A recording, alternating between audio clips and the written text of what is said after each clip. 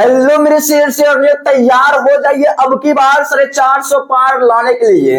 अगर आपका भी सपना है इस बार यानी कि 2025 में 450 प्लस अंक लाना है, देखिए आपके पास अब कम समय बचा हुआ है। देखिए अगर आप हिंदी में अच्छे स्कोर करना चाहते हैं तो ये 30 प्रश्न जो है ना लड़ने वाले हैं आपके एग्जाम में, इसलिए ये 30 प्रश्न को अच्छे से रट लेना। आपको क्या करना है? रट लेना। जी हाँ, सही सुन रहे, रट लो बाबू, क्योंकि यही 30 प्रश्न में से 30 का 30 रहने वाला है आपके बोर्ड एग्जाम में। देखिए स्टूडेंट्स, अगर आप लोग ये 30 प्रश्न देख लिए तो समझ जाइए 30 नंबर आपका पक्का है। तो चलो देखते हैं पहला प्रश्न। देखो पहला प्रश्न हम लोगों का क्या है। पहला प्रश्न है मेरे प्यारे स्टूडेंट्स, क्या है प्रश्न है कि मेरे बिना तुम प्रभु के लेखक कौन है। देखो ये जो चैप्टर है हिंदी का सबसे लास्ट चैप्टर है कि मेरे बिना तुम प्रभु, तो मेरे बिना तुम प्रभु पाठ का अगर लेखक पूछेगा मेरे शेर शेरनियों तो याद रखिएगा रेयन मारिया रिल्के।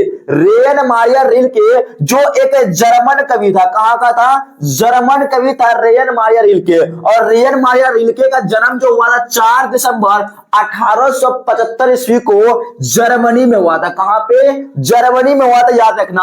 और रेयन मारिया रिल्के का पिताजी का जो नाम था वो जोसेफ रिल्के था। क्या था? Joseph Rilke.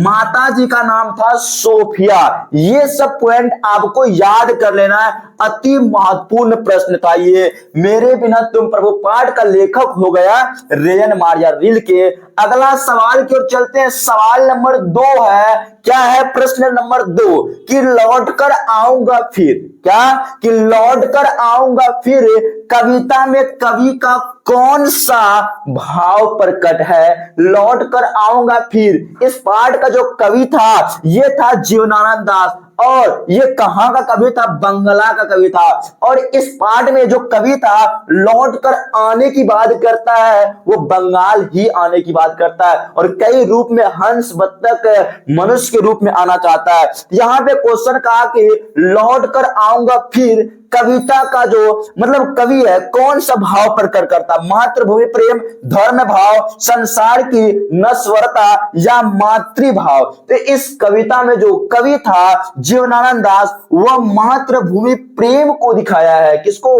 मातृभूमि प्रेम को दिखाया मेरे दोस्तों। प्रयाग शुक्ल जी है। कौन है? प्रयाग शुक्ल है। और इसका लेखक पूछेगा तो लेखक हम लोगों का कौन है? जीवनानंद दास। आई होप आपको यहां तक अच्छे से समझ में आ रहा होगा और आप लोग इस सभी प्रश्न को अच्छे से याद कर रहे होंगे। देखो अगला सवाल आपके सामने है तीसरा। कहा था कि अक्षर ज्ञान शीर्षक कविता में किस मनोवैज्ञानिक का आधार लिया गया? मनोविज्ञान का आधार लिया गया है अक्षर ज्ञान पाठ में। पहला ऑप्शन है स्त्री मनोविज्ञान, बाल मनोविज्ञान या वृद्ध मनोविज्ञान, किशोर मनोविज्ञान। अगर बात करें अक्षर ज्ञान पाठ का, इसका जो लेखिका है वो है हम लोगों का अनामिका जी। कौन है? अनामिका। ये बिहार का ही रहने वाली थी अनामिका।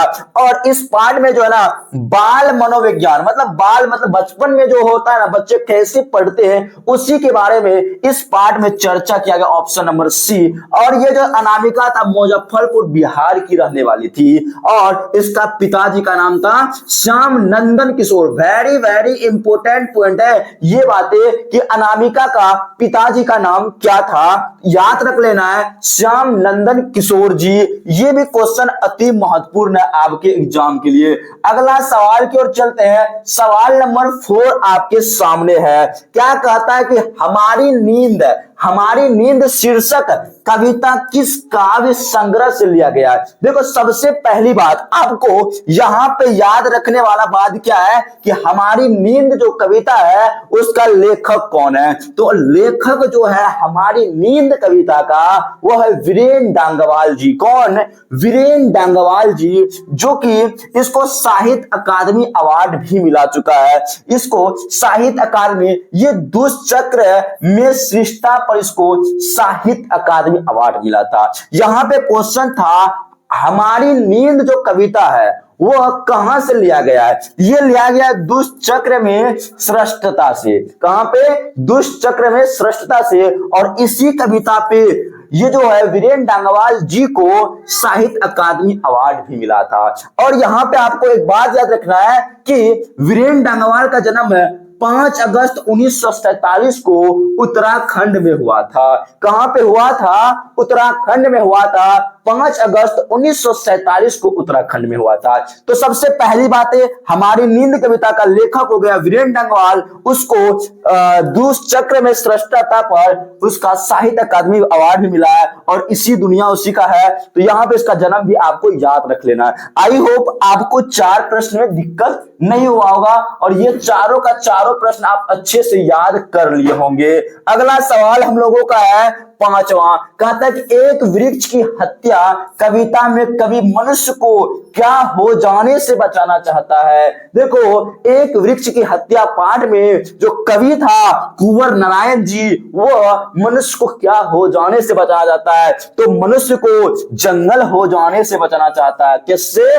मनुष्य को जंगल हो जाने से बचाना चाहता है। एक वृक्ष की हत्या पाठ में यह कुंवर नारायण जी का कहना है कि मनुष्य को जंगल हो जाने से बचाना है।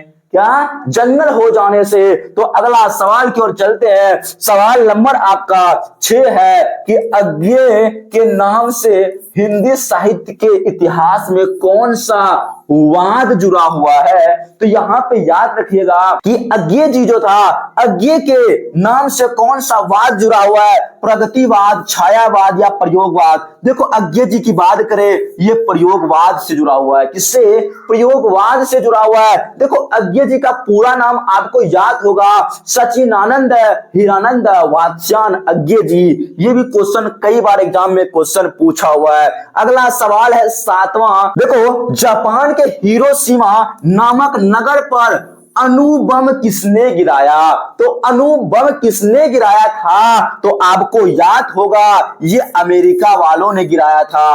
और जापान में है हिरोशिमा। क्वेश्चन पूछेगा हिरोशिमा कहां पे है? तो जापान पे है। और नगर के बीचों बीच गिरा था अणुबम। कहां पे? नगर के बीचों बीच। याद रख लेना मेरे शेर से हो। तो 7 प्रश्न हम लोगों का कंप्लीट हो चुका है। अगला सवाल है हम लोगों का 8 नंबर। सवाल नंबर 8 क्या कहता है मेरे शेर से? देखो, सवाल नंबर 8 है कि नदी के द्वीप किस कवि की रचना है? ये जो रचना अति महत्वपूर्ण है, नदी के द्वीप, वेरी वेरी इंपोर्टेंट है। नदी के द्वीप के रचनाकार है हम लोग को कौन? सचिनानंद हीरानंद वात्स्यायन अज्ञेय जी। जी हाँ, अज्ञेय जी का पूरा नाम अगर पूछेगा, अज्ञेय जी का पूरा नाम यही है, सचिनानंद हीरानंद वात्स्यायन अज्ञेय जी। तो उसी का रचना है नदी का द्वीप और इसको तार सप्तक के संपादक या संपादन के नाम से भी जाना जाता है अज्ञेय जी को। अगर क्वेश्चन पूछेगा तार सप्तक के संपादन कौन किए हैं, तो अज्ञेय जी आपको याद रखना है। अगला सवाल हम लोग चलते हैं। सवाल नंबर नेक्स्ट है, क्या कहता है कि दिनकर को साहित्य अकादमी पुरस्कार किस कृति पर मिला है? ये जो दिनकर है, इसको रामधारी सिंह दिनकर भी बोला जा सकता है और ये अपने बिहार के ही कवि है, रामधारी सिंह दिनकर। इसको साहित्य अकादमी पुरस्कार भी प्राप्त है, लेकिन पूछा किस रचना पे? ऑप्शन नंबर ए है साम धैनी, द्वंद्व गीत या उर्वशी, संस्कृत के 4 अध्याय, संस्कृति के 4 अध्याय। देखो, रामधारी सिंह दिनकर को ज्ञानपीठ पुरस्कार भी मिला था और वह मिला था उर्वशी पर ज्ञानपीठ पुरस्कार। लेकिन ये जो साहित्य अकादमी पुरस्कार उसको मिला था संस्कृत के 4 अध्याय पर, संस्कृति के 4 अध्याय पर मिला था। और ये जनतंत्र का जन्म, यहां जो हम लोग क्लास 10th में पढ़ रहे हैं, दिनकर जी किस पाठ के रचनाकार अगर पूछा जाए तो जनतंत्र का जन्म है। और क्वेश्चन पूछेगा कि रामधारी सिंह दिनकर उप कुलपति का काम किस विश्वविद्यालय में किए थे? तो याद रख लेना, भागलपुर विश्वविद्यालय में। कहां पे? भागलपुर विश्वविद्यालय में दिनकर जी ने उप कुलपति के रूप में काम किया। तो ज्ञानपीठ पुरस्कार उसको उर्वशी पे मिला और संस्कृति के 4 अध्याय पर उसको साहित्य अकादमी पुरस्कार। यहां से क्वेश्चन पूछ सकता है कि संस्कृति के 4 अध्याय के लेखक कौन है? तो लेखक भी याद रख लेंगे, वह रामधारी सिंह दिनकर। और उर्वशी का रचनाकार कौन है? वह भी रामधारी सिंह दिनकर ही याद रख लेंगे आप लोगों को। आई होप आपको यहां तक क्लियर हो गया होगा। अगला सवाल की ओर चलते हैं। सवाल नंबर हम लोगों का 10 रहने वाला है। क्या सवाल है कि भारत माता शीर्षक प्रगीत पंत। प्रगीत पंत के किस काव्य संकलन से लिया गया है? देखो ये जो भारत माता कविता है ये पंत जी मतलब सुमित्रानंद पंत जी के किस कविता से लिया गया? यह काव्य संकलन से। गुंजन, ग्राम्या या युगवाणी या युगांत? देखो पंत जी के ये जो कविता है भारत माता कविता वो जो लिया गया है ग्राम्या से लिया गया। कहां से? ग्राम्या से लिया गया। ऑप्शन नंबर 20 का राइट आंसर है। अगला सवाल की ओर चलते हैं। सवाल नंबर 11 कहता है कि प्रेम घन किस युग के कवि है? बहुत इंपोर्टेंट क्वेश्चन। प्रेम घन जो है हम लोग का द्विवेदी युग है, प्रसाद युग है, भारतेंदु युग या इनमें से कोई नहीं। अगर बात करें प्रेमघन की तो प्रेमघन जो है ना भारतेंदु युग के क्या है? एक प्रमुख कवि है। कौन सा? भारतेंदु युग। ऑप्शन नंबर सी हो गया राइट आंसर। अगला सवाल की ओर चलते हैं मेरे शेर ने। किसे प्रेम का पीर का कवि कहते हैं? किसे प्रेम के पीर के कवि कहते हैं? Option number A Meera, Mahadevi Verma, Ghananand, Surdas. देखो घनानंद जी को ही प्रेम के पीर का कवि कहते हैं। किसको? घनानंद। Option number C. और रीति मुक्त काव्य धारा के सिरमौर कवि भी इसको कहते हैं। कौन सा? रीति मुक्त काव्य धारा के सिरमौर कवि किसे कहते हैं? ये घनानंद। और प्रेम का पीर का कवि किसे कहते हैं? ये भी याद रख लेना, घनानंद। अगला सवाल की ओर चलते हैं। सवाल नंबर हम लोगों का 12 है। किसे प्रेम का पीर? ये तो हो गया घनानंद ना। अगला सवाल देखो 13 नंबर का था कि नादिर शाह के सैनिक के द्वारा किस कवि का वध किया गया था? ये जो था नादिर शाह के सैनिक के द्वारा इनमें से किस कवि का वध किया गया था? ऑप्शन नंबर ए रसखान का, घनानंद का, भूषण का या फिर प्रेमघन का? देखो नादिर शाह के सैनिक के द्वारा जो है ना ये घनानंद का ही वध किया गया था। ठीक है घनानंद। ऑप्शन नंबर बी जो है क्वेश्चन का बिल्कुल ही राइट आंसर है, ऑप्शन नंबर बी। अगला सवाल की ओर चलते हैं। सवाल नंबर नेक्स्ट रहने वाला है सुजान रसखान में किसकी भक्ति का वर्णन है? देखो सुजान रसखान का जो रचनाकार है ये रसखान जी है। ये टोटल इसका रचना का नाम है। मतलब सुजान रसखान के रचना का अगर पूछेगा तो रसखान ही है, लेकिन पूछा है सुजान रसखान में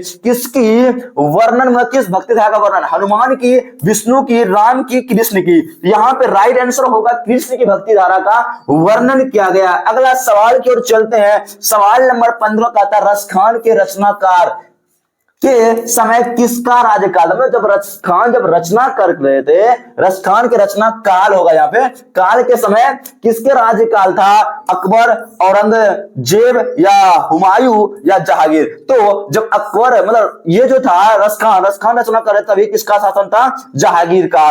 तो यहाँ क्वेश्चन पूछकर रसखान किस काव्य धारा कवि थे? किस काल का? तो भक्ति काल का। किस काल का कवि था? तो भक्ति काव्य का। और पुष्टि मार्ग की दीक्षा मतलब रसखान को पुष्टि मार्ग की दीक्षा किसने दिया? तो गोस्वामी विठलनाथ। किसने?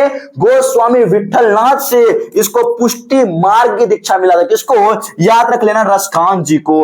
अगला सवाल की ओर चलते हैं। सवाल नंबर हम लोगों का नेक्स्ट है कि गुरु नानक जी ने क्या कहकर अपना प्राण त्याग दिया? तो गुरु नानक जी ने हुआ है गुरु कहते हुए अपना प्राण त्यागा था। ऑप्शन नंबर डी, वह गुरु कहते हुए अपना प्राण त्यागा था। अगला सवाल है गुरु नानक किस भक्ति धारा के कवि थे? सवाल नंबर 17 का था गुरु नानक जो था किस भक्ति धारा के? राम भक्ति धारा, कृष्ण भक्ति धारा, निर्गुण भक्ति धारा या सगुण भक्ति धारा? यहाँ पे निर्गुण भक्ति धारा का बिल्कुल ही राइट आंसर होगा, ऑप्शन नंबर सी हो गया। और गुरु नानक का पिताजी का नाम था कालू चंद खत्री, माता जी का नाम था तृप्ति और पत्नी का नाम क्या था? याद रख लेना। पत्नी का नाम बता, फटाफट आप लोग चैट बॉक्स में चैट करके इसका पत्नी का नाम बताओ। गुरु नानक जी का, गुरु नानक का पत्नी का नाम क्या था?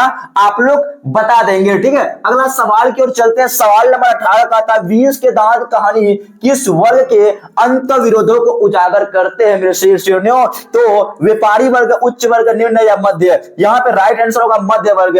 20 के दांत जो कहानी है उसका लेखक है नलिन विलोचन शर्मा जी। कौन? शर्मा जी। और इसका जन्म पटना के बदरघाट में हुआ था। कब? 1916 ईस्वी को हुआ था पटना के बदरघाट में। मृत्यु कब हुआ था जल्दी बताओ? नलिन विलोचन शर्मा की मृत्यु कब हुआ? आप लोग कमेंट में कमेंट करके जरूर बता देंगे। अगला सवाल की ओर चलते हैं। सवाल नंबर 19 का था मैक्स मूलर को वेदांतियों का भी वेदांती किसने कहा? मैक्स मूलर को वेदांतियों की वेदांती महात्मा गांधी, स्वामी विवेकानंद, गुणाकर मूले या डॉक्टर भीमराव अंबेडकर? तो याद रख लेना कि मैक्स मूलर को वेदांतियों का वेदांती जो कहा था स्वामी विवेकानंद ने कहा था। किसने कहा था? स्वामी विवेकानंद ने। और यहां पे याद रखना महारानी विक्टोरिया ने मैक्स मुलर को नाइट का उपाधि भी दिया था। किस चीज का?